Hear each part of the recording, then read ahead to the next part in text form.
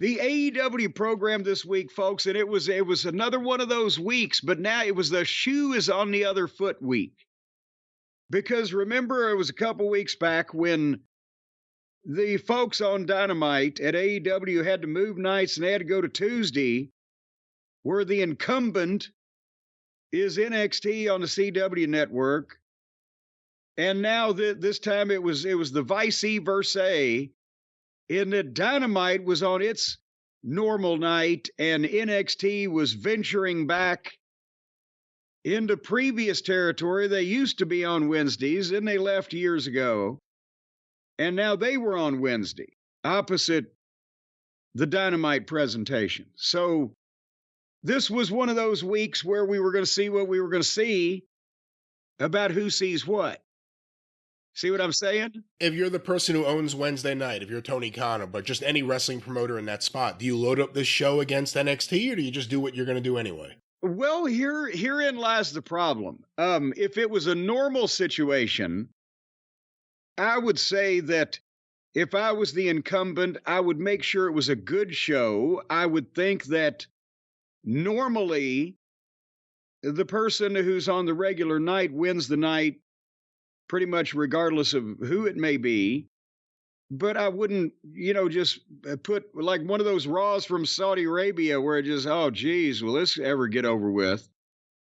I would make sure it was a good show, but I don't know if I would do Starrcade 86 on, and if I was the other side, if I was the ones going to that night, I would try to do that because now I'm on a different night. And at the same time, it depends if it's competitive, because if it's not competitive, you don't want to load your show up and nobody see it, right? So AEW has to think about that. We've talked about that before.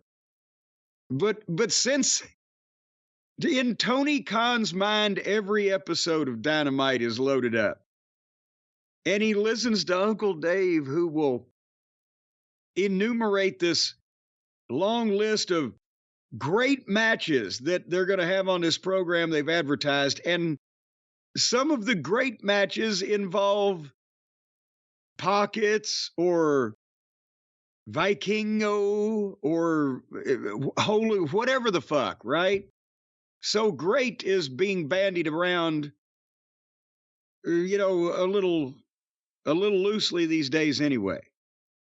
And even some of those matches that I guess those fans anticipate when you watch them transpire, yeah, some of the big moments get a reaction, but more and more, the audiences at AEW are dead silent throughout matches where you would think they would have some sort of emotional investment or at least a curiosity.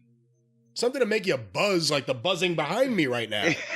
Just something. But they have nothing. They just sit there and watch it. They're even more timid than the Japanese crowds of the 90s. Well, it's not that they're timid. It's that they're waiting to see something that they either, like the furniture breaking, that always gets a pop, no matter who does it, because they like to see furniture breaking and people, attempt to kill themselves for real.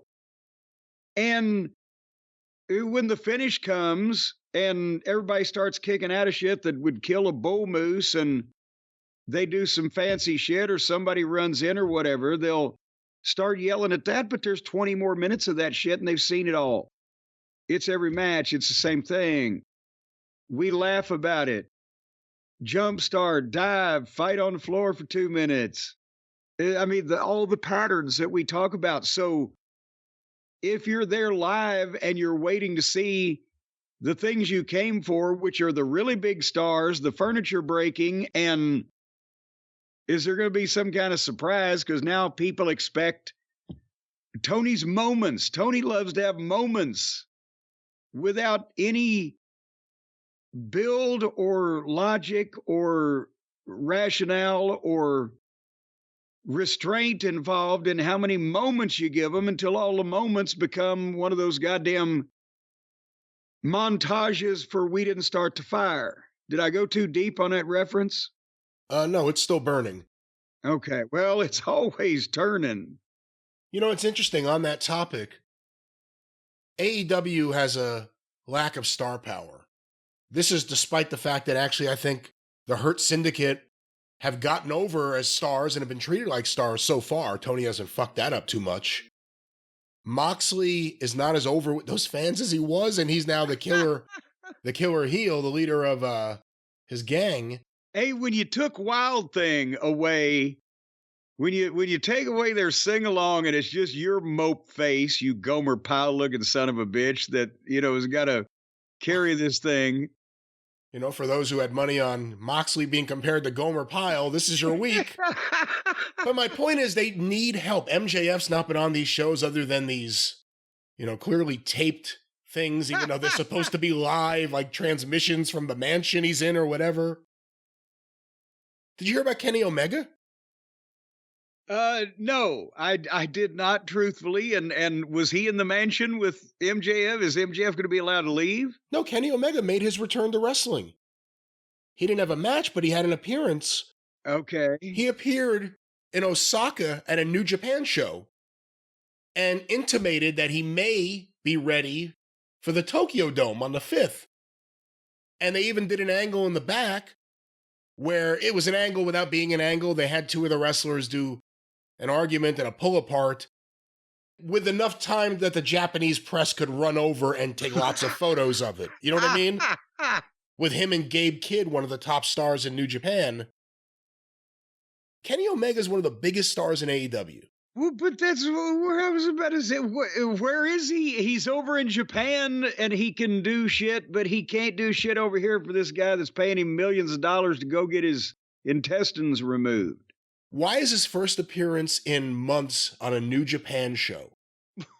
He's an EVP, or maybe he's not, who knows? But he's one of the top paid guys in AEW. Why is his return on a New Japan show? To tease a future New Japan match. Someone explain how any of that makes any sense to AEW, or how that benefits AEW. Because Tony wants to make sure that the Japanese show is good so he can watch it. I mean, I don't know, that's what he's a fan of. By the way, they better hope they get Omega. The main event of the Tokyo Dome is going to be Zack Sabre Jr. versus Shota Umino. Okay, one I know, it looks like a Q-tip, and the other one, I don't know. Oh, Umino. Umino by Umino. There you go. Let's just say the New Japan fans have rejected him brutally. Ooh. And Zack Sabre Jr. has never drawn a crowd in Japan, and that's the main event of the Tokyo Dome. So we'll discuss that, I'm sure, as it comes to pass, but Kenny Omega. And boy, if you're going against NXT, that's why I guess I'm bringing it up here, and you want to load it up or just have something, why is he making a return in Japan to tease something that will happen in Japan? I'm sure they have a plan. Well, they have a concept of a plan. A Japan plan? Of a plan for Japan. Don't pan their plans. I've been watching you since Bobby and Stan. Well, since you growled like a tiger that one day on the podcast. What was that? And my name was Tiger Dan. So they were in Manchester, New Hampshire on November the 6th for AEW Dynamite, and they just popped right up on the air with Tony Schiavone in the ring. They can't even get a wide shot of the ring anymore unless they're shooting across the ring toward the entranceway because they can't get enough people in the fucking stands to do the wide shot. And in Manchester, New Hampshire, I mean, it's not exactly a giant metropolis, but apparently they got a big building because it looked like a piss hole in a snowbank. Anyway, Tony Schiavone introduced the Hurt Syndicate. And here they come, and you referred to this a second ago. The fans are already taken to them as stars. They're heels, but it doesn't matter. The people they're giving them the WWE fan treatment. They already know what to chant, when to chant it. When these guys come out, they look great. They're in suits. They're kick-asses. they look like fucking celebrities.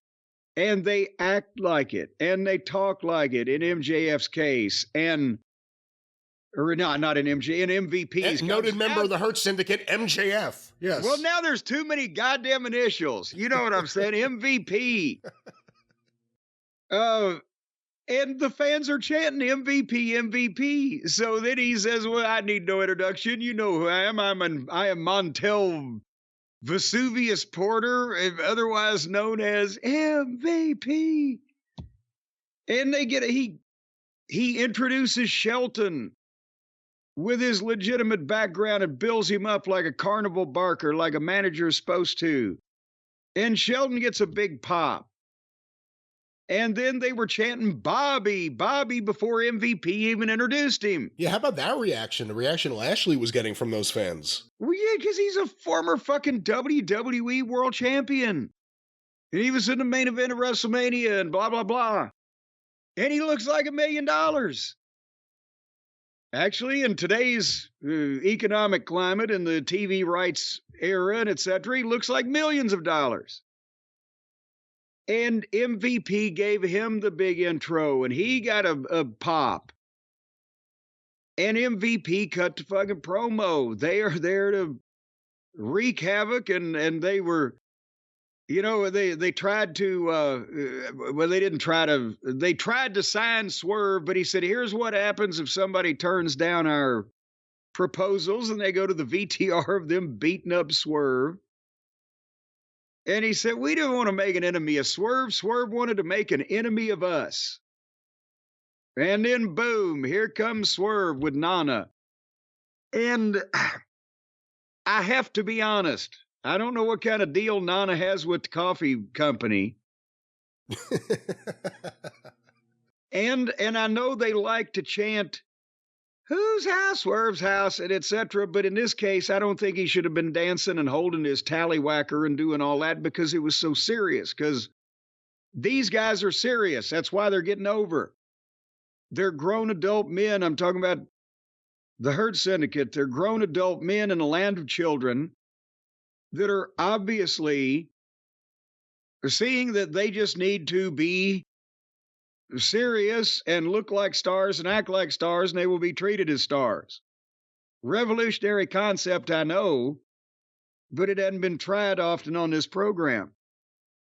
I think, oh, go ahead. Well, what did you think of Swerve, though? Because he came out there, he wasn't yelling or screaming or, doing anything. He was just kind of, I don't know, it was an interesting way he played it, him coming out there. What did you think? Well, I agree that he, you don't want him to go ballistic and have his eyeballs popping out of his head. And when some of these guys go over the top, they look more insane than they do mad, right? But all he did was say, "Bobby Lashley, full gear." And MVP's like, "Well, we'll see you there, kid." And also, because I don't care how tough Swerve is, there's Lashley and there's Shelton and there's MVP. They're kicking a shit out of Swerve and Nana, but I think it didn't need to be, again, the Gettysburg Address, but I'm thinking that they could have come up with 30 seconds of something for Swerve to say that, there might have been a little more pithy about what he was going to do about this situation. I don't know. We've seen Swerve on the mic a lot. He doesn't get to the point quickly ever. Well, but somebody could have fucking jotted something down for him. Just say this. How many times I've had somebody, "Well, I can say this." I just say this. Just say this. It'll be fine. But we'll see you there, kid. So Swerve is going to need some assistance here. Is he not? Maybe Nana knows some coffee grinders that can get to work, some baristas looking for revenge. I don't know. And here he is, ladies and gentlemen, the badass barista. Only Nana knows. So we're a few weeks away from Full Gear, and it's pretty official, I guess. Bobby Lashley versus Swerve. Lashley's just coming in. It would be stupid for him to lose. Swerve kind of needs to not lose, but I guess that's the way. Well, he better get used to the fucking idea. I mean, I don't know what else to say. My God, the penalty in Wrestler's Court for beating Bobby Lashley on his first fucking match in the company would be, I think, firing squad or potentially hand grenade shoved up the sphincter. Should Bobby Lashley have any matches before then, or should they just have him coming out there in his suit with MVP and Shelton? Well, he's already over. Aha! Hello, lady. Bobby. He's already over, is what I'm trying to say. He's already over. There's no. Is it going to get him more over if he gets in the ring with one of these dipshits and Hurt locks him in 2 minutes? Or even worse, if he was given some, guy from the land of Lilliput offense before his pay-per-view match, and it's fucking, as you mentioned, 2 weeks away. So, no, they know who he is, and they know what he did. Remember, that's an old William Castle flick from the 60s. I know who you are, and I saw what you did. Well, they know who he is, and they know what he did. And a lot of people don't think it'd be like it is, but it do. One last thing on this, and of course, Tony Khan can always find a way to fuck up the most simple of things. But I actually think so far, even despite what Dave Meltzer said a few weeks ago that we talked about, I think Shelton's almost come across like a bigger star here so far than WWE. Yes. And a large part of that is the presentation and also the way the fans have been reacting to him. Do you think to keep that momentum, he should get a few wins between now and Full Gear, for instance? Yeah, I think anytime you have Shelton going out and throwing people up in the air and suplexing them and beating them, it's good because he does have an image somewhat from the WWE that would need to be rehabbed. But there's two differences here that I see. Number one, as I mentioned before, this fan base is not used to an athlete of that caliber who's also that good of a worker. By terms of good worker, I'm not even talking about the athletics. I'm talking about that smart of a worker to know how to get his shit over and what to do in a fucking match. But also, at the same time, in the WWE, they had Shelton pigeonholed, and you see him being presented here as a stronger force as a single already, even though they beat him way too prematurely because all these things are rushed when they bring in new talent. But so, and also, to be honest, in the WWE, Shelton was not outclassing the entire rest of the roster in terms of size or athletic credentials to the degree he is here, but he's also being allowed to do more of his own shit and not have to be in there stooging for, guys the equivalent of Gargano and that ilk over there on the other channel. So it's meeting in the middle, and that Shelton is, to me, has gotten over better than any new acquisition that I can think of. Everybody they brought in new, and I will move on, but everybody they brought in new that's been over at the start has gotten successively less over. Shelton is continuing to get more over. Of course, Lashley just got here, so I don't include him, but you see what I'm saying. Yeah. Do you think they need another guy? Someone who can be the one to take some bumps and maybe take some pins? And I wouldn't rush it and take some fuck. Just don't beat any of these motherfuckers for a little while. And, and just concentrate on what you've got here, because you've got two singles or you've got a team and you've got a manager, and he can be looking for other people. But that can be a way for him to set up matches with either of the two people that he's already got. So there's no reason to turn it into the fucking NWO Wolfpack or whatever, just real quick. But that was that. And I believe once again, after Dynamite, that was the most viewed clip from Dynamite on AEW's YouTube channel. Imagine that. And then here's the problem with the program in question, AEW Dynamite. We went from that, where the fans were with these people for all the reasons we mentioned, and they're interested, and it's fresh and it's different. And then they go to a video package of Pockets' problems with the plumber. And there's Orange Cassidy conflicted because he might be the only one that can save us from this evil group of merry misfits following this fucking bald-headed dipshit around.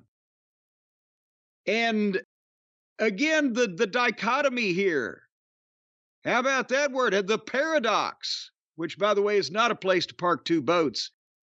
MVP's group looks, works, and talks like stars and know how to present themselves, and they've been here for a month, and they're more over than Moxley's bunch that's been around in various stages for years.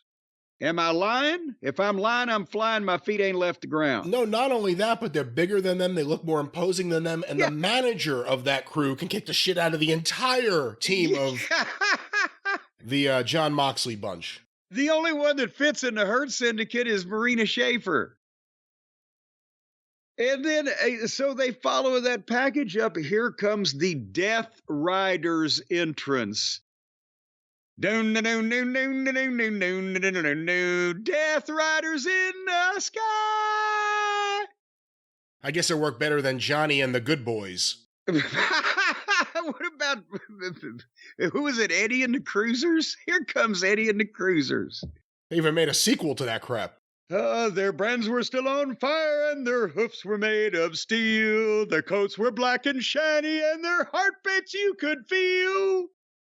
The Death Riders come out, but here's the thing. We ride death. And put him away wet. See, you're going to cough now, aren't you? Here's the thing, their Death Riders entrance video, for whatever this fucking somnambulistic music they got going on, it sounds like a funeral march in Czechoslovakia. But the Death Riders video is on the screen, but these chuckle fucks are still entering through a back door and walking out into the crowd. So you can't even shoot them and their entrance video. And the people start looking at the video because it's on this goddamn 80-foot screen. And here these fucking nitwits are just wandering around in the crowd with one spotlight on them. Well, the other thing is they wander into the arena, even when Moxley's with them, and they walk to the ring with security there. Security's waiting for them when they walk out, and then they walk with them. Well, yeah, because if insurance liability, it has to be a planned entrance and it has to be supervised. They're going to all this trouble just so these fuckers can just walk in through the arena. Like, we know they work there. In their minds only. It was cool when they had the wild thing and it's one guy doing it, or now with Jey Uso, because it's audience participation and they wave and they yeet and everything. But this was just, there's no excitement. And so it's Claudio and Wheeler and Pac. And then Pockets comes out to the stage by himself and just stands there in the entrance way like, okay, I'm ready to fight. And he has a weird stance when he's bowing up like he's mad, because you can tell he's never got to be mad at anybody before, because they'd slapped the fucking teeth out of his mouth and his head would have looked like a goddamn jack-in-the-box. But Claudio and Pac go to get him, and suddenly Darby appears on the top of the tunnel and does a dive off onto both of them. And they just do the big four-way indie-style fight on the ramp and the floor, and then the ref rang the bell when they got in the ring. And look at Pac. He's not tall, but he's jacked. And then look at Claudio. He's tall and jacked. And it looked like a kid and his divorced uncle picking a fight with two bodybuilders at Gold's Gym. The white nationalist Simon and Garfunkel. I mean, it's just... Based on the gimmick. Well, I don't care what it's based on. It's fucking visually funny. And this went on and on. On and on. It just kept on going. And the more it went, it kept on blowing. On and on. So the mascot made a comeback on the two giants. And there was a bunch of dives and spinning about. And the mascot allegedly knocked out Claudio and Wheeler with one punch each. The Superman punch that has been downgraded to the Jimmy Olsen's blues in my mind. And then he went to punch Pac, but Marina Schaefer came in and just kicked the referee out of the ring. And then there's Moxley, and he grabs pockets in a sleeper, but Darby gets in there somehow with his skateboard and whacked Moxley with the skateboard. And then Wheeler got on Darby, but Darby beat everybody up. This little fucking... Oh my God, this diminutive pygmy is beating everybody up after he's had the shit kicked out of it. And then Claudio murdered Darby. He just picked him up and just launched him on the floor toward the ring post, and he hit and bounced off. And then all the heels were beating up pockets when Briscoe's music played, and here came Mark Briscoe and Kyle O'Reilly and Rocky Romero and Ishii. And as soon as the heels saw that onslaught, they just bailed out of the ring. This was just, it was... What is going on here with these people? And how do they think that any of this is ever going to register when it's just chaos with a dozen people every goddamn week? Yeah, and again, AEW is not really a self-aware company, and Tony Khan's not really good at addressing his personal faults with booking or stopping other people from having really bad booking ideas. It's clearly not working either. And the other problem is, you can't ask anyone, even if they're an AEW fan, to explain it. If you just tuned in this night and you were sitting with an AEW fan and said, oh, what's going on? Why is this guy trying to murder that guy with that choke? Oh, you see, he wants to hurt everyone to teach them a lesson. Yeah, because they don't appreciate their jobs, so he wants to kill them and bury them in the desert. Yeah, what is this? It's so bad, and it's not resonating. And you're coming from the Hurt business, which is Major League, and it's getting Major League over, and it's working with those fans. And then you go from that to an amateur hour. Two guys, I guess AEW should just have a 160-pound weight division. They'd be loaded. But when you have those guys beating up or staying equal with Pac and Claudio, and then it goes right to the Moxley angle, which isn't working. Which isn't working at all. Losing Wild Thing, like you said earlier, was a big expose on how over he isn't.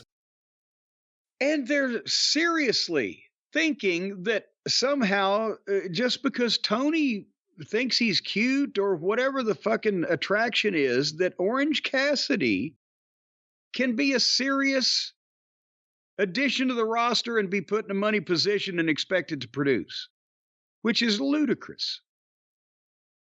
And but they're going to shove it. They're going to make it happen. That's the problem. It's not about, well, this isn't working, we need to change course. No, they're going to make it happen to say they made it happen. Well, but they're not going to make it happen. It's going to happen, but it's not going to draw. Right, well, that's right, yes. Yeah, so they're not going to make it happen where it's like, oh, we finally pushed him over. No, you're going to push him off eventually. There will be a precipice somewhere. But so anyway, Briscoe and O'Reilly and Ishii stayed in the ring so they could go to a break, and then they came back, and before they went back to the ring, they set up that tonight the Don Fallis family is going to take on Ricochet and a mystery partner, and the Hurt Syndicate then surrounded Ricochet in a menacing fashion and wished him good luck because they've known each other from previous world tours and things and such of that nature. But anyway, then we go back to the ring, and Brian, after they've just had this giant goddamn arena-wide fight where they started with hold on, I'm checking my notes, a dive off the top of the tunnel. And they fought all over the goddamn arena and all over the ring, and then had multiple people running in and angles being done where people were launched headfirst into ring posts, etc. They decided it'd be a good idea to follow it up with a 6-man fight without honor, which is the Ring of Honor version of no disqualification. And now it's also become lazy booking. Fight without honor, also known as match without ratings.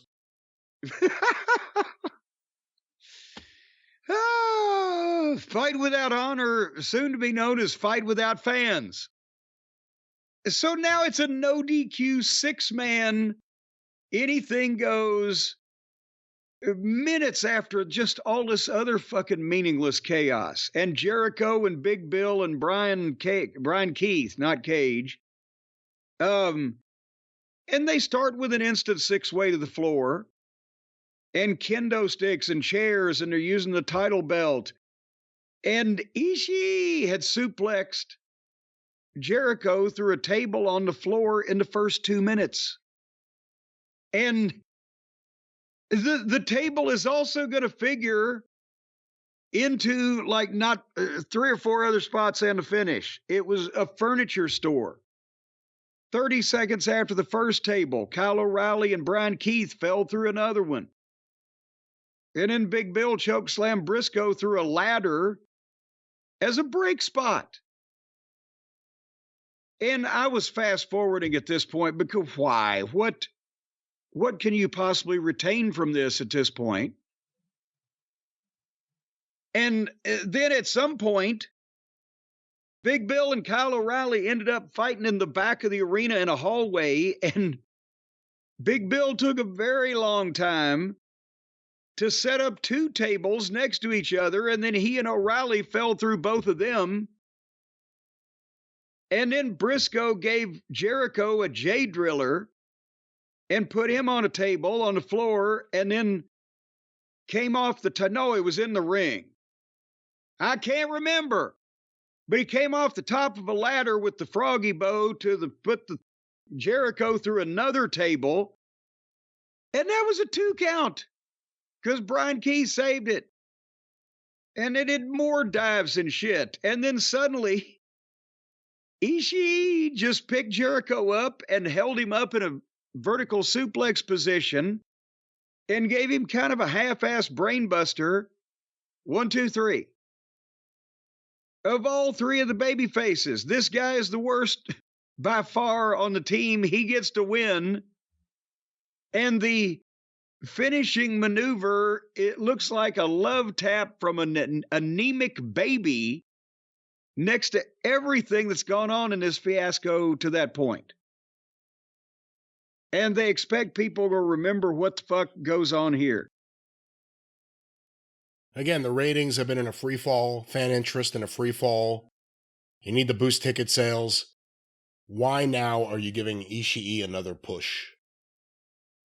Doesn't make any sense. It doesn't make any sense. What is the audience for that? Is he, even at this point, look at the state of him. Is he still one of the top guys in New Japan? Do their fans even, still, oh my gosh, Ishii, he's great. He's 58 years old or whatever, but he's great. He'll have good matches on the show, but he's not going to draw the house. How can he have a good match? Well, he used to. I'm not saying now. Well, that's what I'm saying. Is he still at a point now where even the New Japan fans go, wow, it's our guy, or boy, look at him now.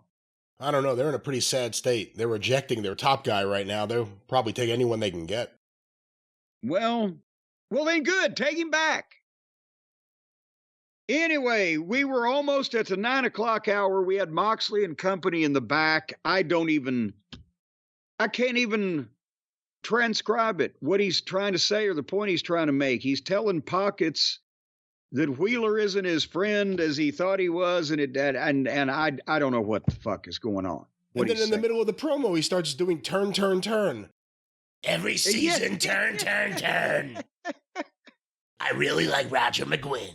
Like, what the fuck? Every week you could just wait for the Moxley promo, at which point is he going to do prose, poetry, lyrics, whatever it is that he stole from someone? What is he going to incorporate into this? And it's going nowhere. And it still doesn't make any sense. It's been weeks now. We were guessing a couple months ago, oh, Shane McMahon. Because otherwise, nothing makes any sense. And it wasn't Shane McMahon, and nothing makes any sense. Hold on now. You said we. You got a frog in your pocket over there? I don't have one. I have one in my throat right now, actually. No, I wasn't saying that. I was the one that said that nobody is going to be the boss of this fucking egomaniac Moxley and his audition for independent film stardom, but him. It's going to be him. And that's when he came out the next week and said, you're all working for me, or whatever it was he said to indicate I'm running this. He has admitted to fucking the dog. The rest of us are just holding its head. Again, hit the ring when the Hurt Syndicate are out there. That's what I want to see. That's the episode of Dynamite I'll watch. Johnny and the Good Boys confront the Hurt Syndicate. Start the show off with that. Build it up for a few weeks. That'll pop a number. And then do the old rib when you got separate locker rooms. Tell both sides are going over. All right. Well, at 9:00, speaking of both sides, I've looked at wrestling from both sides of 9:00 now, and it's going to go downhill from here. Adam Cole made his entrance, and Malachi Black made his spooky entrance, and it was Adam Cole versus Malachi Black. And you may recall that for some unknown reason, MJF just gets to dictate whatever the fuck stipulations for other people's lives. And he said if Adam Cole or Roderick Strong can get 3 wins in a row, or 3 wins between now and then I'll fight either one of them that does it at Full Gear. I mean, I don't know how else to explain this nonsense anyway. He should go one step further. And if one of you guys can win 4 matches, I will ask for my release and I'll go to WWE. But that's why Tony Khan comes out and makes other rulings. Why does he remain silent on MJF's hand? And then Adam Cole, after you win 3 matches, and I want you to put a new roof on my house or whatever. But anyway, so that's the situation, is that Adam Cole, he's won one, he's going to win another one here. And goddamn, when you look at these two guys in the ring, with Malachi Black may be the equivalent to exciting a crowd what a bucket of ice water is to a hard dick, but he looks like he could murder Adam Cole. Doesn't he? He absolutely does. And this is coming off Buddy looking like he could murder Adam Cole last week. And tell me he's going to beat Brody King next week. Is he going to wrestle Brody King? Well, hopefully, because, out of the 3 of them, that fucking big bowl of pudding, Adam ought to be able to put him away quick. But Malachi Black looks better than he did the last time I saw him physically. He's in shape. And look at Malachi Black and look at Adam Cole. Also, what are their ages? Can you Google that? Is that a thing that you can Google-fy? Yeah, give me a second. Because I'm not saying that Adam looks like he's 12 years old facially. He does have a beard and the facial hair, and he's not as young as he. I knew him when he was 19. He still looks good for his age, but when he's in a long shot in the ring, it looks like it's a 12-year-old child running around. And Malachi Black, partially because of his gimmick with the wild hair and the contact lenses and everything, I'm sure looks a little more mature, but this looked like a Cub Scout being assaulted by a guy from Rikers Island. Well, I have the information here, and again, it comes from Wikipedia, so you kind of have to take things with a grain of salt, and I'll tell you why in a second. Malachi Black, 39 years old, but it says here 215, 5'11". Adam Cole, 35 years old, and it says here 6 foot, 201 pound. Oh boy. Well, according to this, he's taller than Malachi Black. Well, yeah, and And I know Adam, 6 feet isn't far. It's not like he's 5'7", but he hadn't seen 200 pounds in a while. He's probably close enough. If you put him in shoes and stood him on the curb, he could be 6 feet. But anyway, and most of their work is good mechanically. But I mean, Adam just, that's as I said, physically, he looks 5 years younger than he did when he was 19, because when he was 19, he was in shape and he was kind of lean. But, and the fans through a lot of this were just kind of sitting there texting or just doing whatever. And I'm thinking, They were dead. They were completely, I was surprised. I was shocked how dead they were. And, I was thinking as I noticed that Adam also, I mean, he used to be able to go all night. And his shit started getting weaker under 10 minutes in. And I was thinking, because he's been off for so long, how do these guys stay in ring shape when they work once a week, maybe? Even the ones that aren't off hurt. I don't know how they fucking do it. But the biggest pop at one point in the match going toward the finish was Adam Cole hit a loud leg slap, and people popped for that because it was a sudden loud noise, right? And then Cole ran into Black's spin kick that he does as a finish, and there was a bigger pop because it lit. For once, I don't think he tatered the poor fellow, because we've seen some taters coming out of those boots, but it looked good, and it got a 2 count. And Malachi Black was shocked, and me too. I'm like, well, what the fuck now? And I swear to God, they go right into this thing where Black misses a charge into the turnbuckle. He splashes it, boom, and he just backed up 2 steps and bent over and put his hands on his knees and waited motionless for 4 full seconds, 1001, 1002, 1000. For Cole to hop up on the ropes and do the Panama Sunrise. And then he didn't just hit him with the Panama Sunrise. He super kicked him.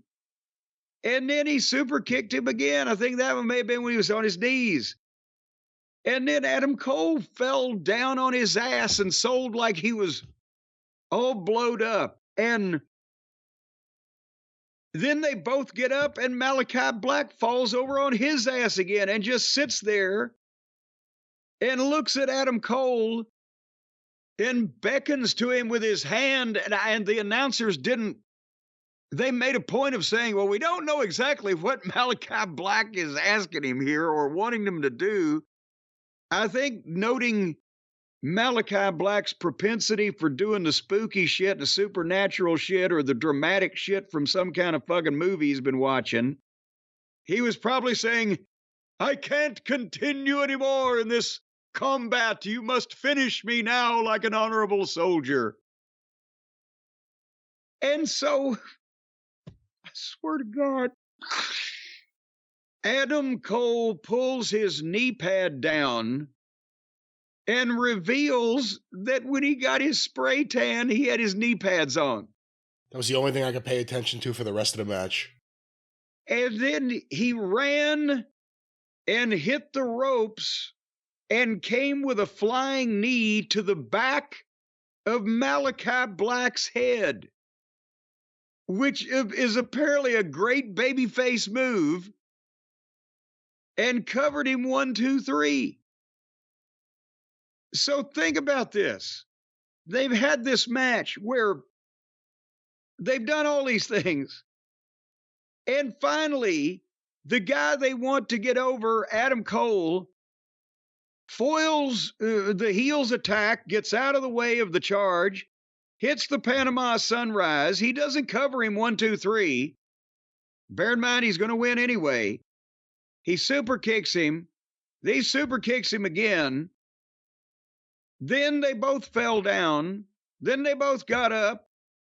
Then the other guy fell down. Then asked the babyface to finish him off. And then the babyface finished him off by hitting him from behind.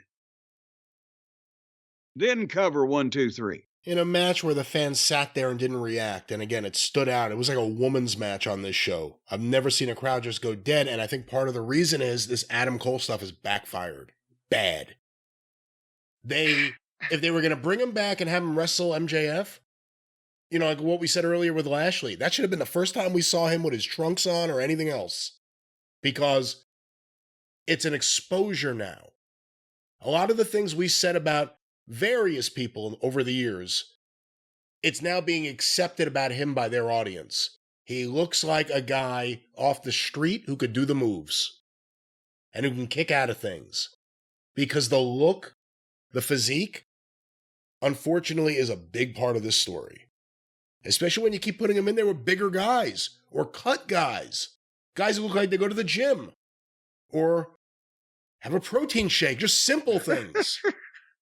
It's not working, and having him win long matches where, you know, it's back and forth with other guys is not helping him. I think it's exposing him more. The move to AEW for him, almost nothing has worked out, and it's reaching new lows every week. And by the way, it's not over yet. Because after he got a free shot at the heel and decided the best way to do it was hit him in the back of the head, then they both shook hands and traded a big hug and face patting. I thought there was going to be some type of kissing involved if they kept going that way. So what? Now the heel that said, go ahead and finish me, I can't fight on anymore. And the fucking guy took advantage of it by just kneeing him in the back of the head from behind. Feels that he has to not only shake this guy's hand, but fucking hug him. And then Malachi Black left, and we got story time with Adam Cole. And Adam Cole puts Malachi Black over as one of the best he's ever fought. That led to internet rumors that Malachi Black was done with AEW, but they said, no, it wasn't a farewell. He was just expressing that, he liked the match. I thought, what the fuck is going on? He's just really appreciative of this much bigger, tougher guy putting him over the way he did. And not potatoing him on the spin kick, probably. Might have had to pay him some money once he got in the back for that one, too. But Adam says he wants to talk to Max because I've won 2 matches and Roddy needs to win 2 more and he'd have 3 so that way we can have a 3-way because Tony Khan has said at Full Gear, if I win 3 and Roddy wins 3, also we can have a 3-way at Full Gear. So now it's going to be 2 alleged baby faces versus 1 heel, and the promoter has agreed with that. And also, one of the alleged baby faces, Roderick Strong, has been presented as a whiny, annoying heel for the past fucking 2 years plus. And the other one, Adam Cole, we have just discussed the trials and tribulations there. And the one heel is still the biggest star in the company in terms of interest and or talent. And so then Adam Cole's music starts playing and they do a dissolve. They figure, okay, maybe this ridiculous juxtaposition of where Adam Cole is versus where MJF is can be softened with a fucking dissolve like George Méliès in 1906. MJF is in an obvious location somewhere besides the arena in a home, or I don't know, it could possibly be a funeral home, a mortician's location, whatever. But he's drinking wine and he's pissed, and they've still got Adam Cole's music playing up over this video. So when he switches off the monitor that is, again, so positioned where you can't see the screen, you just see that he's looking at a monitor. He turns that off and the music goes away. And he makes a phone call and tells whoever on the other end, I need you to pay someone a visit. And he hangs up without telling the guy who or where. And we go to the break. And scene. Should they just go ahead and say, look, this is a trade school for aspiring filmmakers now? I think they should just say this is a disaster and get MJF away from it. Don't even do the match. Don't even do the match. MJF got hurt. He fell off a helicopter. He's going to be out for the next year. Get him away from all of this. You can't keep bringing him back and putting him in there with guys who just don't have it. And this is not it. And this doesn't work. And this doesn't have it. Well, what do you think the odds are, Brian, that they're going to go through with it anyway? Well, on my show, I'm very happy that someone remembered there was another spot to do. I think the odds are that Tony Khan will push forward with his idiotic plan. Well, I think the odds are that, folks, this week that we're currently in, but not for much longer, I think it's almost up, but the week the fight fans have been waiting for, because 2 epic battles took place this weekend as we recorded this. And if you bet on it now or try to bet on it, chances are you'd win, but I don't think anybody will take your bet. But Friday, the baddest man on the planet, Mike Tyson, stepped back in the ring, taking on Jake Paul, the brother of WWE superstar Logan Paul that has just fucking appeared lately. And then Saturday night, John Jones, heavyweight title on the line against Stupid Meal Kick. I don't know how you pronounce his name. But it was a big weekend. Hopefully you bet on it. But if you didn't, you can bet on something else, whether it be fighting, fucking, or running a foot race. The folks at DraftKings Sportsbook will take your wager, and they will return to you with a multitude of cash if you win. And right now, if you download the DraftKings Sportsbook app in the ways that you download all the other apps that you download in your daily lives, and you use the code JCE, that's JCE. If you're a new customer, you're going to get $200 in bonus bets whenever you wager a mere $5, a mere sawbuck, one Abe Lincoln. My Uncle Tommy was such a miser. He was so tight, one time he reached in his wallet and pulled out a $5 bill, and Abe Lincoln didn't have a beard. What? I'm telling you, he kept that money forever. Folks, again, $200 in bonus bets when you bet just $5. Right now, download the DraftKings Sportsbook app, use the code JCE, and that's what's going to happen. You're going to be rolling in the dough, farting through silk. Money, it's a hit. Don't give me any of that do-goody-good bullshit. New car, caviar, 4-star daydream. Think I'm going to buy me Tony Khan's football team. If you win enough money, only on DraftKings, the crown, as they say, is yours. That's right. And actually, Jim, we have someone who's going to be joining us in a moment, and it's a surprise visit, so maybe you could talk for a second? Well, I'm hoping that it's none other than Jasper Depew of the Whiny Little Gambling Voice problem? Announcers. There we go. The Whiny Little Voice Announcers fucking union, who's going to come in here and tell you some things. Well, this man has no whiny little voice. This man has an authoritative voice to give you this message.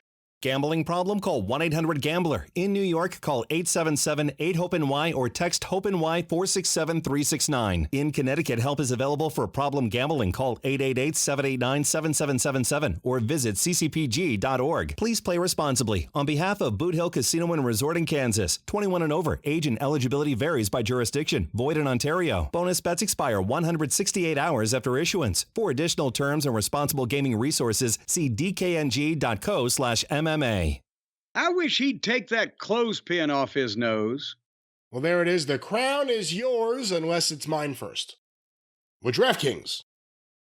All right. Well, we had left off with MJF giving a cryptic phone call to somebody who needs to pay somebody a visit. And now we go to the back with Renee Moxley Good and Light Switch Jay White, and he starts talking. And normally I am not a proponent of every time that somebody starts talking, they cut them off within 5 to 10 seconds.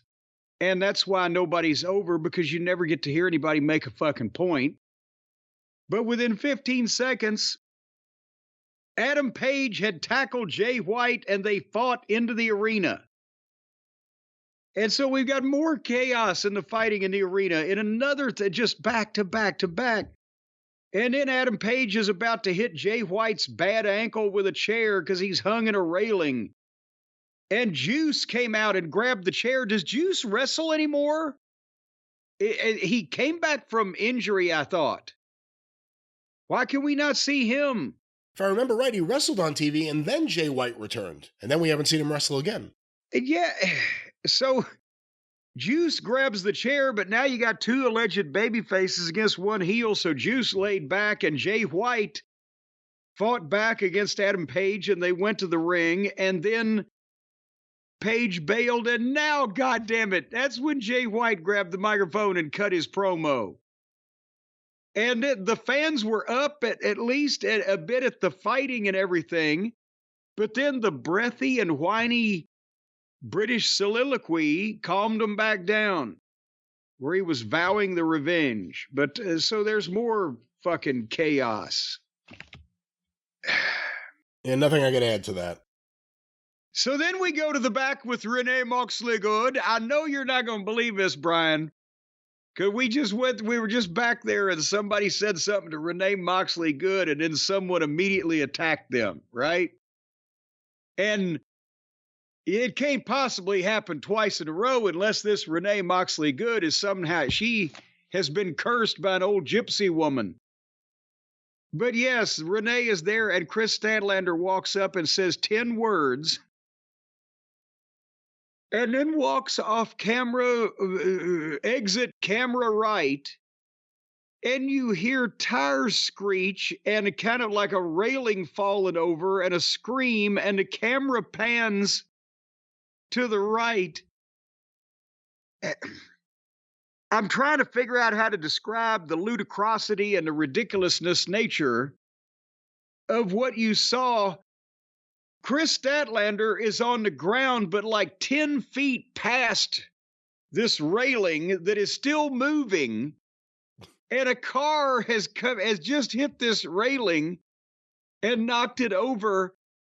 But when she went off camera to the right, she had to immediately duck down and run over and lay down on the floor, and then they ran the fucking SUV in and hit the railing, and it would have knocked her 15 feet. She'd have been goddamn unconscious.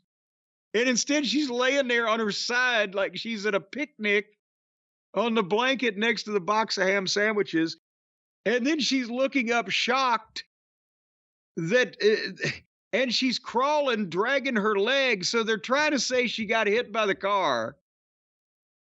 She'd have still been rolling if it had hit her that hard, like the railing was. Anyway, goddamn, they're trying the special effects. They're reading all the amateur cinematography books. So then the camera pans to the vehicle, and inside is Mercedes Moné. And she's mad because Camille's driving, and Camille, she said, "You can't hit her." Well, too late now, bitch. But then Statlander's up after being hit by the fucking car and drags Mercedes out of the car, and then Camille pulls Mercedes away, and Statlander slams the car door on Camille's arm, and she goes down selling, and then she does some kind of slam to Mercedes on the hood of the thing, and security runs in and scene. But now, have they broken Camille's arm already? I was going to say, has there ever been a bodyguard character booked as bad as Camille right out of the gate? Right? Sid Vicious, Diesel, Hercules Hernandez. So many people have been the bodyguard. I've never seen it this poorly done. I think it's almost like she's Kato.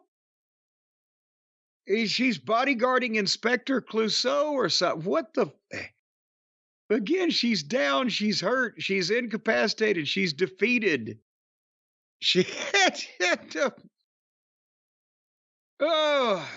But now they hit somebody with a fucking car.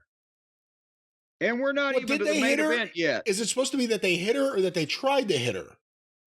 Well, she was down, and then she starts dragging her leg as she's trying to pull herself up. So what? I guess so, because then they cut to Camille, and she's like, I don't want to do it. Not like, I can't believe I did it. But that's why I'm not sure exactly what happened. I do. Well, but the other one was saying, well, you're not supposed to hit her. Oh, that's right. So they didn't know what they did. And anyway, we move on. Here came Christian Cage and Nick Plain and Nick Plain's mom, and now Pip Sabian has joined the crew there. And Christian Cage also had extra security out with him, allegedly to keep Hook away because, Hook is after him because he thinks they're the ones that bombarded his old man Taz. But the security was dressed in ninja outfits, completely all in black with black hoods over their heads and eye slots. So why would you have to bring out extra security with their faces hidden unless it was a bunch of the fucking underneath boys and you didn't want people to know who it was?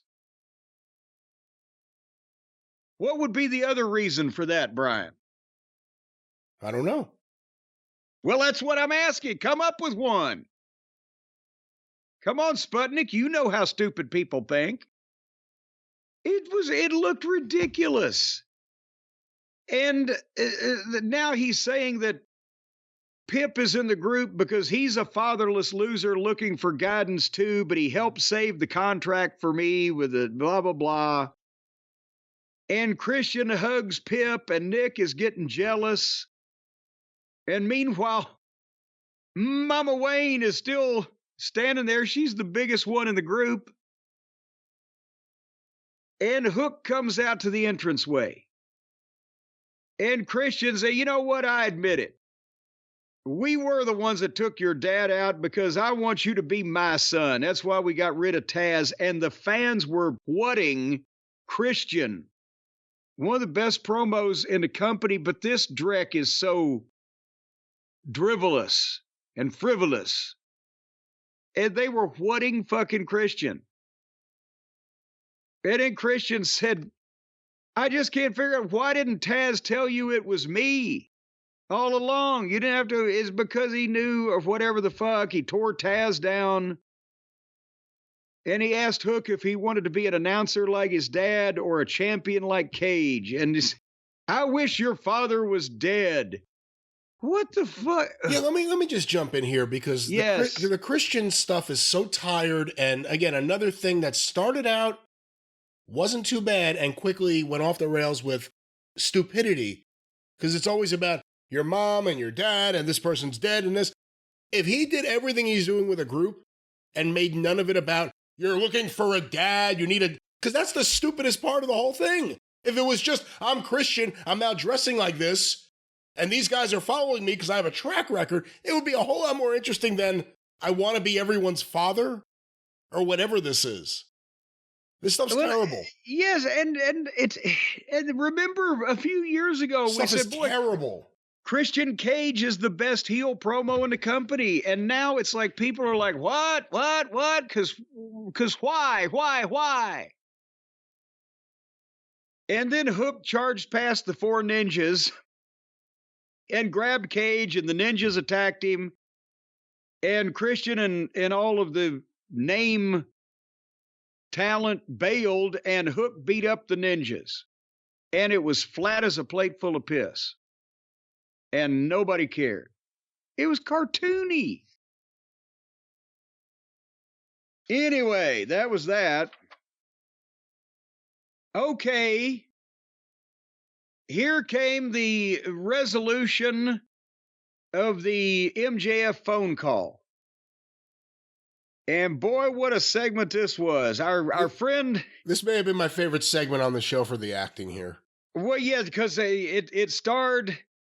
I mean, I can't believe they have not had Alex Marvez on Inside the Actors Studio to share with us the secrets behind his incredible method acting. It's like it was really happening. He's the epitome of sincerity. So he's standing there with old Don Fallis, is Alex Officer Bar Brady Marvez.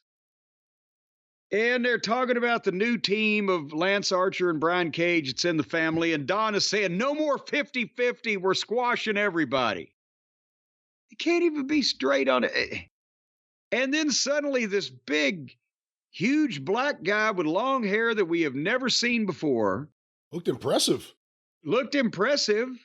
Was not identified. Was just a guy that came in. And as soon as he walked into the frame, Marvez turns around and says, "Who are you?" And then he backed up with a look on his face like they had set off a stink bomb right under his fucking yap. And he's screwing his face up and he's backing up like, oh my God, he smells like he just come from the fucking sausage factory outhouse. And the guy hands Don an envelope full of cash and a ring box that we find out contains the Dynamite diamond ring. And then he plays a voicemail from MJF.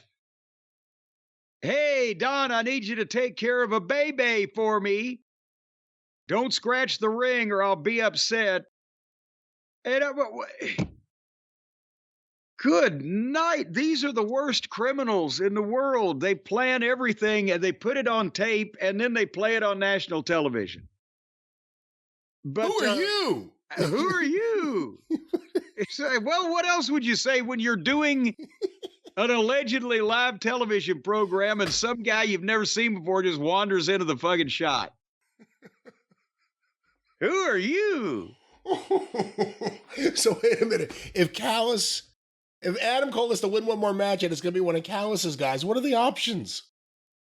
He's going to beat Brian Cage? He's bigger than Buddy Murphy. What about Lance Archer?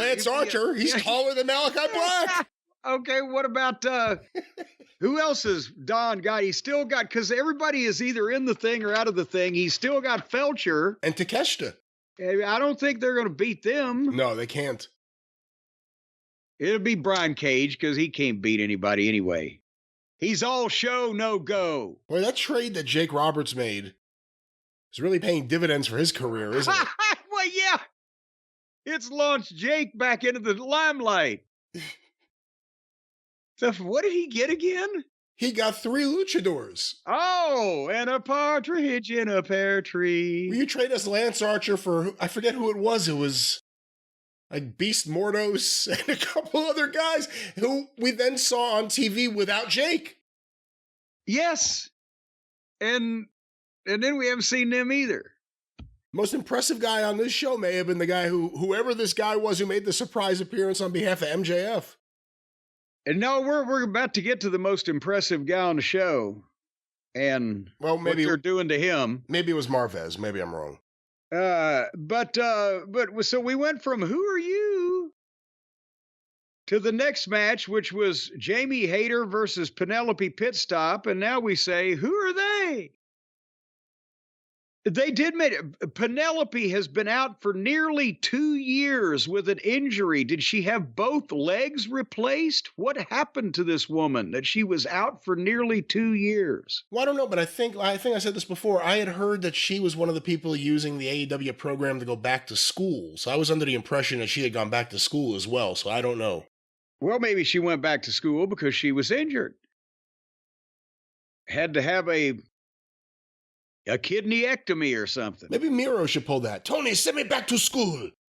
I want to go to university. I want to learn the things. All right. Well, anyway, the finish on this one, just for you completists out there.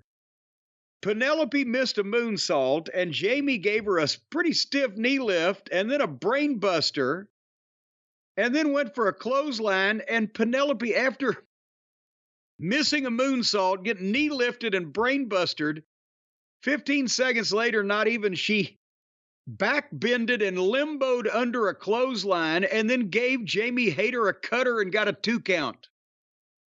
So they have nobody producing their matches. Because there's no way they said to anybody, well, we're going to do that. And you have, what? And then Penelope picked her up, and Jamie landed on her feet somehow and clotheslined her 1, 2, 3. So again, she could have beat her with the fucking brainbuster as the same goddamn fucking result. It eliminated 30 seconds of the match. Is the heel misses the moonsault and the babyface hits her goddamn finish.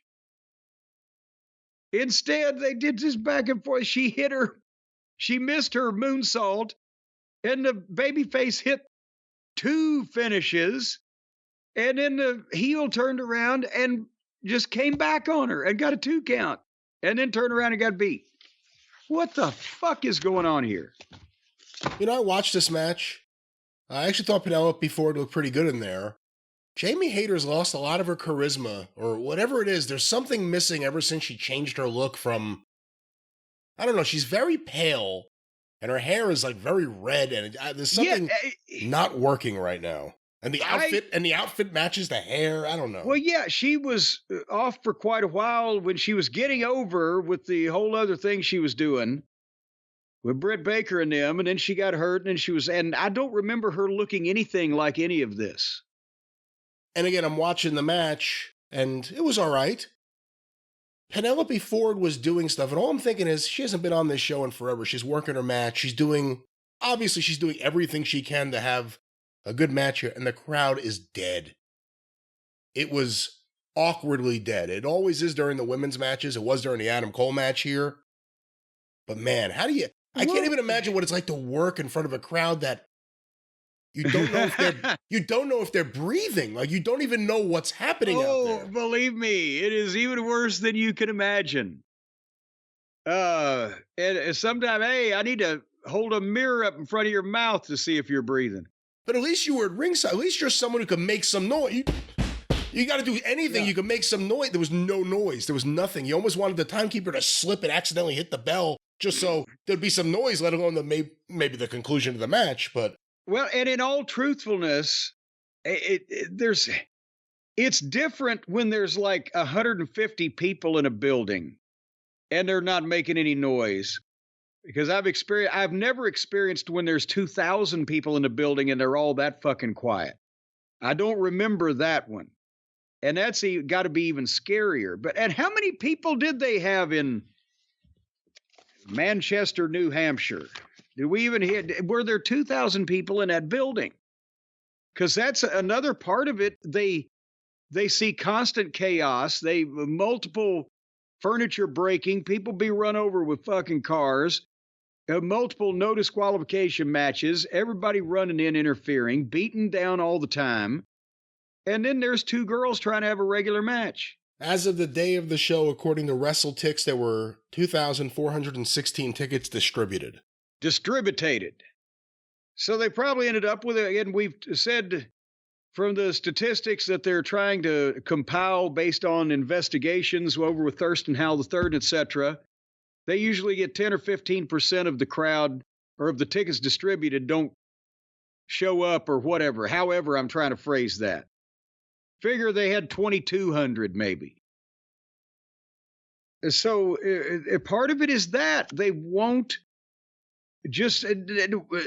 stop, and now it doesn't matter whether they stop or not. Now people will just be disappointed because there's no way to fucking do anything to anybody that hasn't been done. Well, plus again, there's a harsh reality a lot of people have to face about the popularity of women's wrestling. And if you really want to give it a fair shake, it should have its own show and be promoted and booked right. But just shoving women's matches at random into the wrestling shows helps nobody. Doesn't help the women get more over. It causes a bathroom break. We've heard from people at the shows. Some go quiet, some leave. They go do something else. And it's causing me to gain weight too, because to eat that much, so I have to go to the bathroom for that long. Think about that. I was not thinking about that, but this is my show.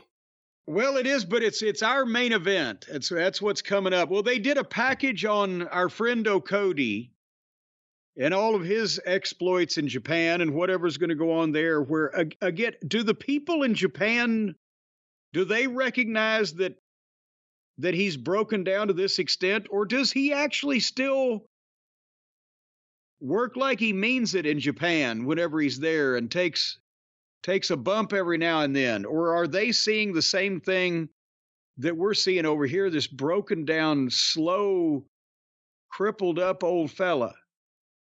I don't know, to be quite honest with you.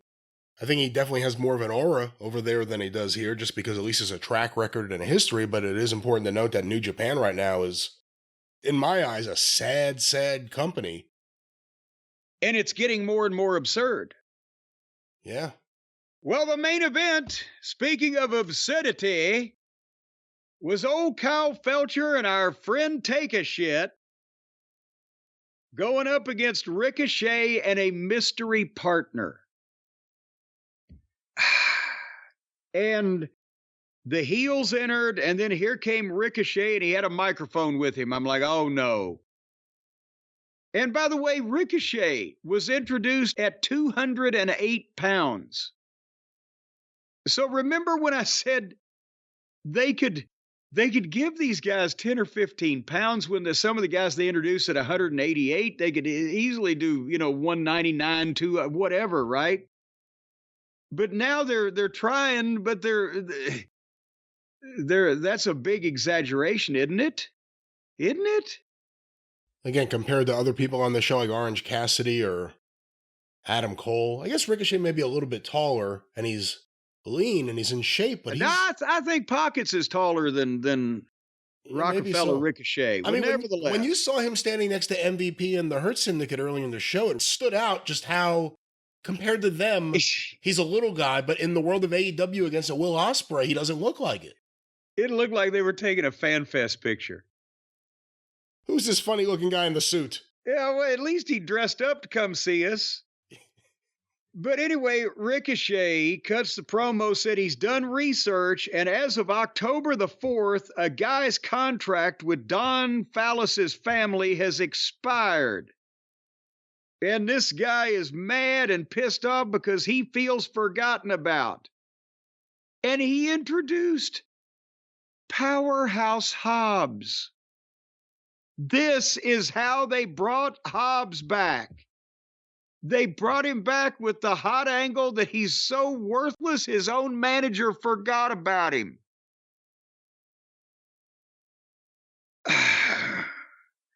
No thought, no plot, no plan, no carefully laid out, we're going to bring this guy back as a fucking monster single with a grudge against the world or something for his injury. No footage of how he was injured before or his rehabilitation he's been undergoing. No impact that he can make when he suddenly comes out and turns the tide in a major way, and fucking they just bring him out. And by the way, wasn't he still a heel? He was still, I know the Fallis family, their babyface, their heels, depending on what match they make week to week. But Hobbs was a heel. He goes away. Nobody's even mentioned his name in fucking months. And then he just comes back and he's a babyface because his manager forgot about him because he was that important. Was this the way to bring back a guy that looks this good and has this much potential? No, I don't think so. I've always been a fan of Hobbs, too, and I was happy to see him back, but it had to be a better way to do it. And maybe that's a card that MVP needs to hand out. You know? Because then, well, the whole rest of the fucking roster could just say, fuck it, we're going home with those three guys, and the manager can whip half of the fucking roster, even in a working way, much less as a shoot. Imagine how much he would learn in a car with them going town to town or to the building once a week. What? I was about to go town to town. Going 10 minutes from the hotel to the arena. But anyway, so they have a tag team match, and it starts out with a big four-way all over the floor. And then they did a spot where Ricochet stood up on Hobbs' shoulders and backflipped off of him over the top rope onto the both heels on the floor. And Hobbs looked tremendous.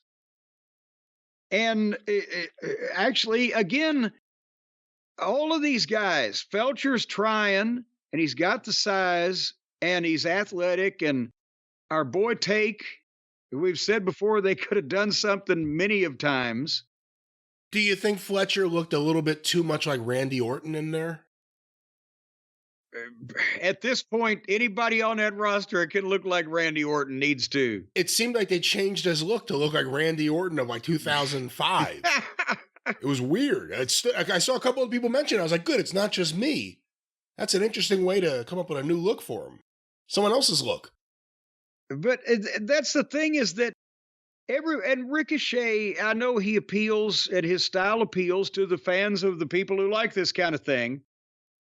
But again, you've got Hobbs as a monster, and he's in this 20-minute long match where they're just taking all kinds of false finishes. And you, again, you could push almost any one of these guys individually, but it's just, it was names written down to have a match, and they had a match with every kind of fucking...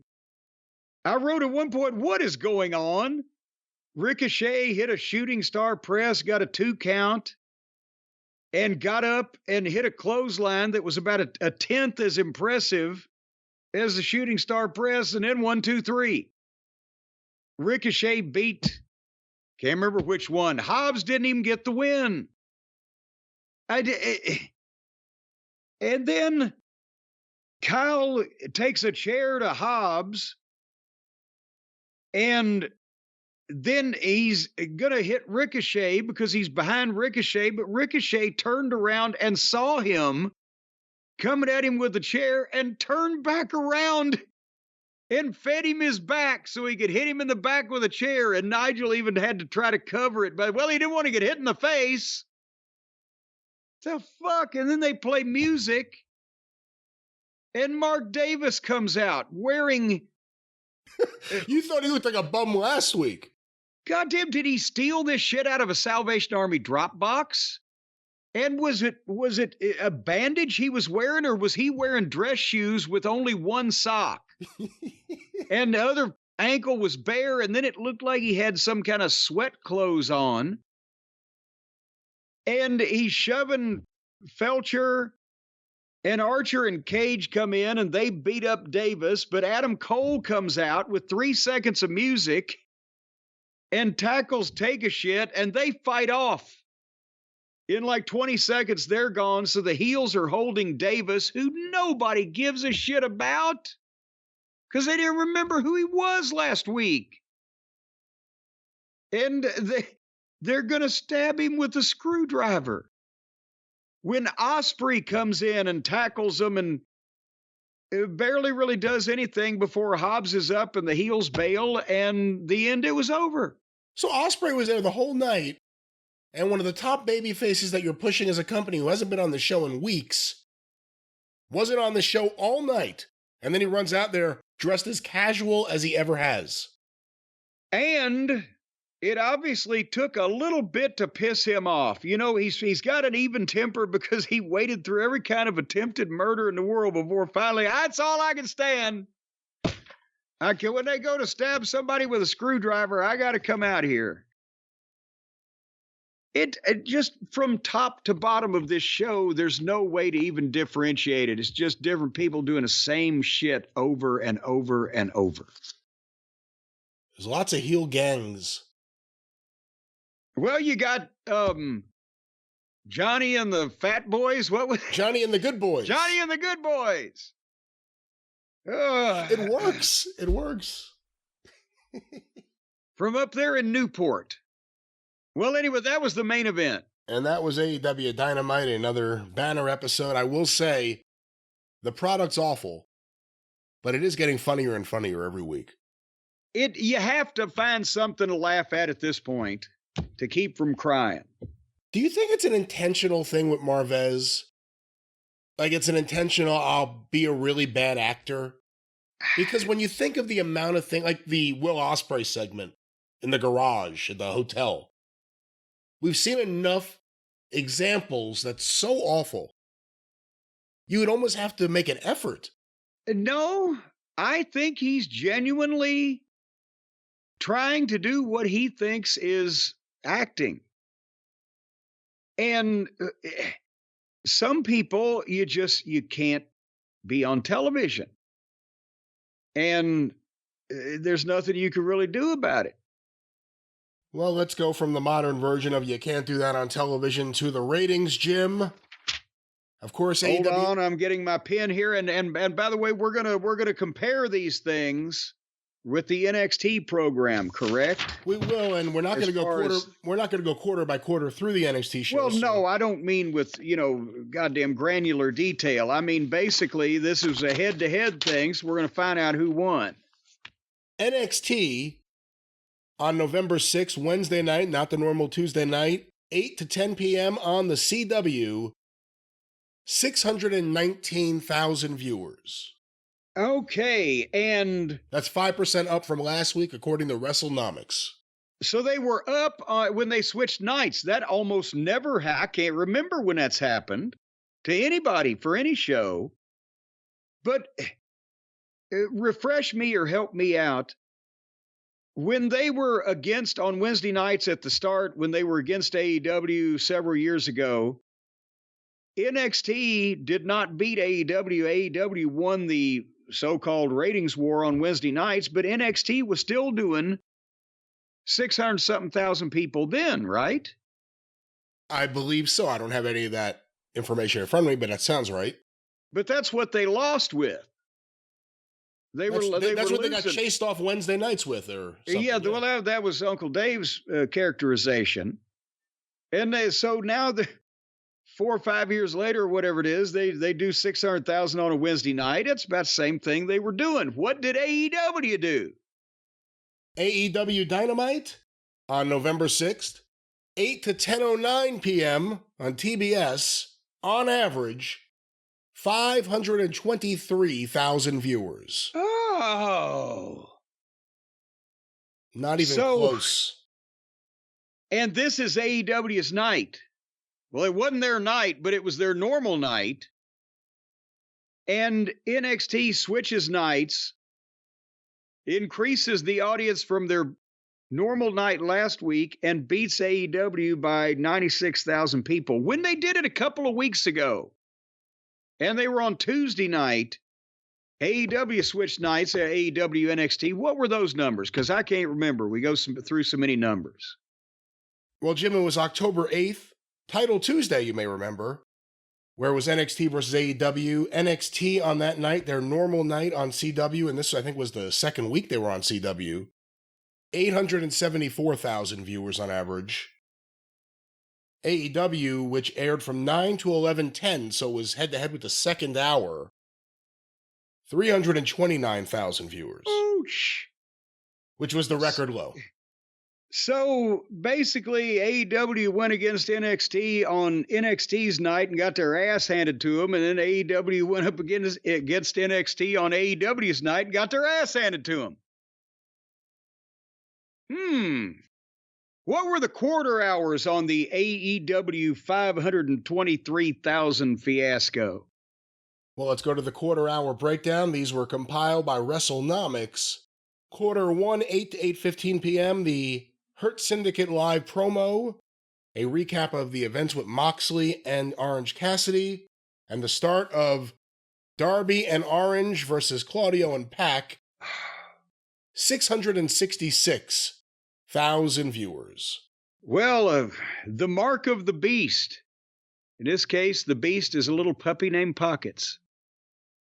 Well, the beast, we'll find out if he's still there in quarter 2, 8:15, 8:30 p.m., the continuation of the aforementioned match, the post-match with the other Death Riders and the conglomeration, and an ad break, 575,000 viewers. Ouch. So 66 and 20, 80, 91,000 people already said, well, hell with this.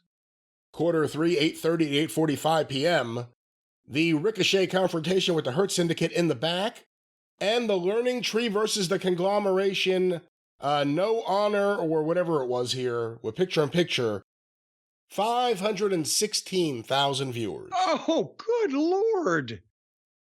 So they've lost 150,000 in the first 45 minutes.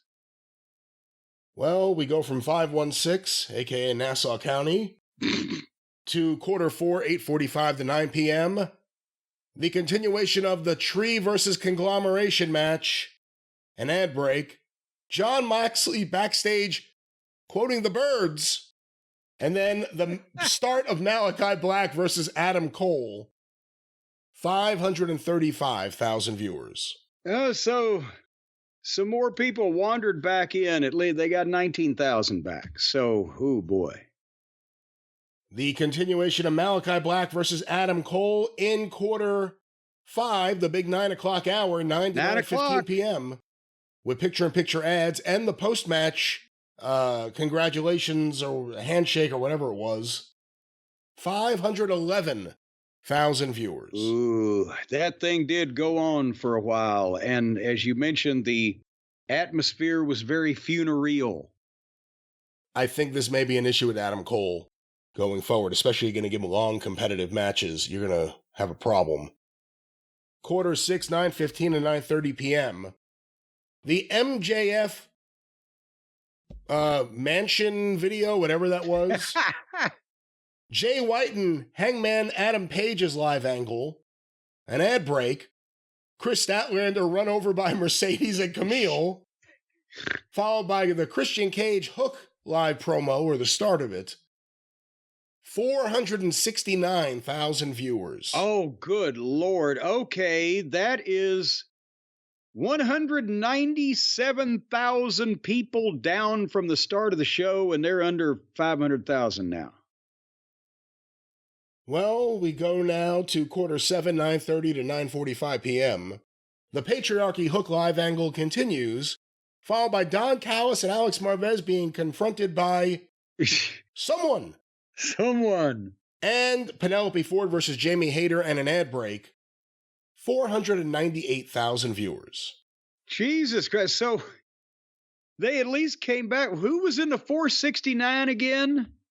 That was the MJF thing, which was rather brief. The Adam Page, Jay White thing, which led to Jay White on the mic. An ad break. Mercedes and Camille running over Statlander. Oh, and then the start of Christian and Hook's thing. So they said, okay, Mercedes is come and gone. It might be safe. And also, we got rid of Jay White, so 29,000 people came back. Well, we go now to quarter 8, and I remind you we have an overrun. 9:45 to 10 p.m., the Continental Classic video with Okada, and the start of Powerhouse Hobbs and Ricochet versus Konosuke Takeshita and Kyle Fletcher with picture-in-picture ads. 455,000 viewers. Oh, no. 9-minute overrun, continuation of the match, and the post-match with Adam Cole, Mark Davis, Lance Archer, Brian Cage, and Will Ospreay. 460,000 viewers, and under 200,000 at 198 in the key demo. Okay, Brian, get your calculator fired up here. Because we'll go ahead and use the overrun. It's 5,000 people difference. It makes it a rounder number. They lost 206,000 viewers out of 666,000. That is, goddamn, doesn't that has to be 30-something%, ain't it? Or, well, I can't do the math. Well, and by the way, if you take out the overrun and you take out the opening segment, the true number, as we always call it when we've done it here, 508,000 viewers. And we've said it before. If they continue on the path they're on, they're going to end up with Collision's audience, and they're there. They are now there. Now, again, this was head-to-head with NXT, but it was on their night. And we'll talk about the head-to-head. I'll pull those up. NXT wasn't as hurt as AEW was. What does that tell you? And by the way, AEW lost to NXT in the key demo as well. They both started the same, 666 AEW, 665 NXT. Wait a minute. NXT started at 665,000, 1,000 less than AEW, and they still did almost 100,000 better on average. Quarter 2 with the Pockets and Darby match against Moxley's boys. Up against that was Lola Vice. Ethan Page and Ridge Holland had a promo. Kalani Jordan and Rob Van Dam's angle. And the family angle, I don't even know what that is. That did 674 versus 575 on AEW. Jesus, they gained audience. Quarter 3, which was Wesley versus Javon Evans. Rob Van Dam, again, it was an ECW theme. And Ava and Robert Stone and Eddie Thorpe, whoever that is, they were all playing backstage. 653 against 516 for the Learning Tree. But things tighten up here. Quarter 4, 845. Continuation, whatever that backstage shit was. And then Julia. Oh no, Rhino. Rhino was there. And then Julia, Stephanie Vacour, Kalani Jordan, Zarya, and Jordan Grace's angle. That only did 596 versus 535. 9 o'clock hour, 588 for Bubba Ray Dudley, doing something with Ethan Page and Trick Williams. 9:15, 563 against AEW at 469. For more of the Dudley stuff, Tony D'Angelo versus Nunzio from ECW. I don't think there's a big, with all due respect, like, it's not like a bunch of people like, oh my God, Nunzio's back, we gotta tune in. So that's what beat AEW there. Quarter 7, 590 versus 498. So now they're close to 100,000 up for Nikita Lyons promo. And then a Nathan Frazier Axiom angle. Oh, good Lord. And then finally, quarter 8, there's no overrun. 625 versus 455. Oh. For an 8-woman tag match. Julia Jordan Grace and Kalani. Julia Jordan Grace, Kalani Jordan, and Stephanie Vacour versus Zarya. Oh, and Zarya versus Cora Jade, Roxanne Perez, and Fatal Influence. That did better than Hobbs and Ricochet versus Takeshita and Fletcher by almost 200,000. Well, I shouldn't even say that. Not even a little under that, but what are they doing? Oh, God. Well, Mighty Mouse cartoon reruns are coming up next week. I wonder how they'll fare against them.